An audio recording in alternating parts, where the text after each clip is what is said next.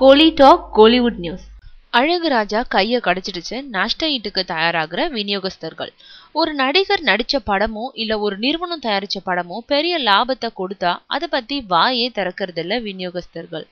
ஆனா அதே படம் கைய கடிச்சிடுச்சுன்னா கொதிச்சு எழுந்துடுறாங்க. ரஜினி போன்ற முன்னணி ஹீரோக்கள்னா நஷ்ட ஈடு கேக்குறாங்க.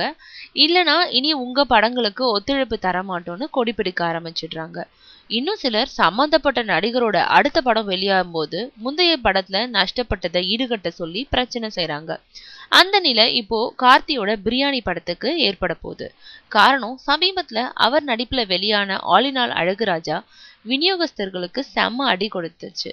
அதனால அதே நிறுவனமும் அதே நடிகரும் இணைஞ்ச பிரியாணி இப்போ ரிலீஸுக்கு தயாராகி விட்டதுனால அந்த படத்தை வாங்கி நஷ்டப்பட்டவங்க எல்லாம் ஒண்ணு கூடி பிரியாணிய குறைஞ்ச விலைக்கு வாங்கி பழைய நஷ்டத்தை சரி கட்ட திட்டமிட்டு இருக்காங்களாம். இதனால ஏற்கனவே படப்பிடிப்பு தொடங்கப்பட்ட நாள் முதல்ல இருந்தே பல சிக்கல்ல சிக்கி ஒரு வழியா ரசிகர்களுக்கு பரிமாற தயாராகி வரும் பிரியாணி மறுபடியும் விநியோகஸ்தர்களோட சர்ச்சையில சிக்குமா இல்ல எஸ்கேப் ஆகுமான்னு பொறுத்திருந்து தான் பார்க்கணும்.